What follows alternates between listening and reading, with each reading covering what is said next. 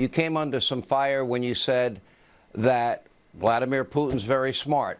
I think I know you a little bit better than most people in the media, and I think you also recognize he's evil, do you not? Well, I was referring to the fact that he said this is an independent nation, talking about Ukraine, and I said some said this is before there was any attack. He's calling it an independent nation. Now, a lot of things are changing. When you look, this doesn't seem to be the same Putin that I was dealing with. But I will tell you, he wouldn't have changed if I were dealing with him. He wouldn't have changed. You know, I supplied, and I know Biden is trying to take credit, and they're all trying to take credit about many of the things, the incredible things that we did in the Trump administration. But we supplied the anti-tank busters. They're called javelins.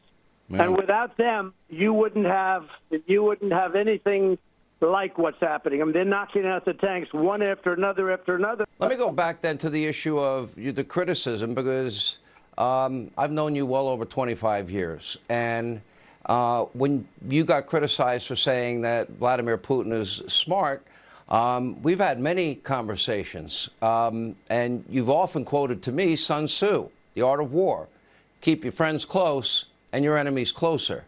Is that how you viewed Vladimir? Did you view Vladimir Putin and people like President Xi and Kim Jong-un and the Iranian mullahs as enemies that you needed to keep close? I got along with these people. I got along with them well. That doesn't mean they're good people. It doesn't mean anything other than the fact that I understood them and perhaps they understood me. Maybe they understood me even better. That's okay, because they knew there'd be a big penalty. In North Korea, I got along with Kim Jong-un. When I first came into office, as you know, President Obama met me in the Oval Office. He said, we're going to the biggest problem you have is North Korea. We're going to end up in a war with North Korea. Could be a nuclear war. We had no problem with North Korea. I got along with him well. We understood each other. I got along with Putin. I got along with Xi. They understood. There was never going to be a takeover of Taiwan. There was never going to be a takeover of Taiwan. I want to understand your thinking, though. And the thinking is we got along, but you knew that they were looking out for their interests at all times. 100%. Yeah. And you understood 100%. That they were capable of evil things. Putin is for Russia, and you see what happened. And that's all because they didn't respect our leader. Look, there was nobody, and Putin would tell you this if he was telling the truth, and I'm sure he's told it to all of his inner sanctum. Nobody was tougher on Russia than me. I closed down the pipeline. I mean, dear God, Sean Hannity would have an easier time getting Trump to criticize Eric than one of the world's dictators.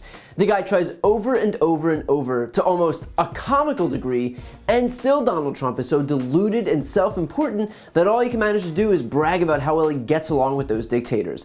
Honestly, if Hannity's questions were any more leading, he would just put on a little Trump voice and start speaking for the guy. Trump says that this doesn't seem to be the same Putin, which is a curious thing to say in that I wonder what Putin it was who invaded Georgia in 2008. I wonder what Putin it was who invaded Crimea in 2014. This is quite literally exactly the same Putin that we've always known. What Trump is trying to do is give himself some cover for calling Putin smart and savvy and genius, considering now the entire world sees just how much of a depraved lunatic he is. And of course, Trump recognizes that having his praise circulate alongside images of Putin bombing children's hospitals in Ukraine isn't the best optics, and so now he's concocting a new reality where Putin only recently, in the last few days, became a warmongering tyrant, out of thin air with no warning whatsoever. Of course, this is who Putin's always been, but Trump's sole priority in life is distorting reality to help himself. Trump then goes on to take credit, with a straight face, for supplying Ukraine with javelins. Now, I know that Fox doesn't like to acknowledge reality, but you would think that if Sean Hannity was even moderately capable of critical thought, he might push back on that, considering Trump quite literally got himself impeached for withholding that lethal military aid to Ukraine because he was too busy extorting President Zelensky for dirt on Joe Biden. Trump actually made Ukraine less safe by holding up that $391 million military aid because he wanted Ukraine to jump through hoops to help him interfere in a US election. And that was while Ukraine was already contending with Russian aggression. So look, You don't have to be a genius to realize that if your most famous interaction with Ukraine is withholding anti-tank missiles until you're able to extort its president for political favors, then you pretty much lose your privileges of going on Fox and filleting yourself for a job well done. Trump then goes on, after being fed an absolute softball by Hannity, to call the world's worst dictators evil, not to say that they are indeed evil, but rather that they understood each other, that he understood them and that they understood him.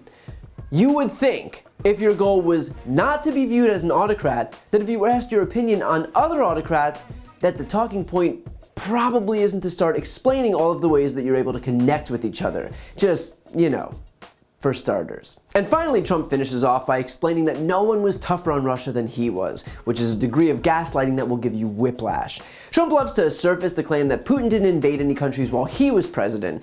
The reality is that Putin didn't need to. Donald Trump did all of Putin's bidding for him. Putin didn't have to push back against any NATO encroachment, for example, because Trump was undermining NATO for him. Trump attacked our allies relentlessly while deferring endlessly to Vladimir Putin. He deferred to him in Helsinki when he said that he had no reason to doubt Putin over our own intelligence agencies. He deferred to him when Putin claimed that it was actually Ukraine, not Russia, that interfered in our election. He softened the GOP's platform on Ukraine, and of course he withheld military aid to Ukraine while trying to extort Zelensky for dirt on Biden. So to point to the fact that Putin never invaded any territory while Trump was president isn't evidence that Trump made Putin weaker, it was the opposite. Putin had the support of the world's biggest superpower that was doing precisely Russia's bidding by weakening NATO. In other words, the fact that Putin is invading Ukraine now isn't a sign of strength, it's a sign of weakness.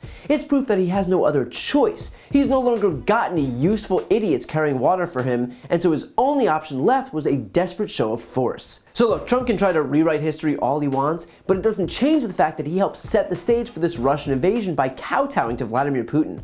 Trump was, and continues to be, more interested in getting in the good graces of the world's dictators than he ever was in strengthening NATO, the alliance singularly responsible for crippling Vladimir Putin's war machine right now.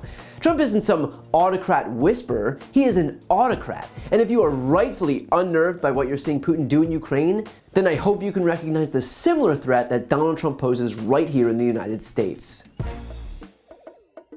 To see more videos like this, click the subscribe button right here on this screen. And if you want to support my work, subscribe to my podcast, No Lie with Brian Tyler Cohen. I cover the most important stories each week, and my guest is always one of the top political figures, including Vice President Kamala Harris, Jen Psaki, Elizabeth Warren, Pete Buttigieg, Nancy Pelosi, Katie Porter, Cory Booker, and so many more.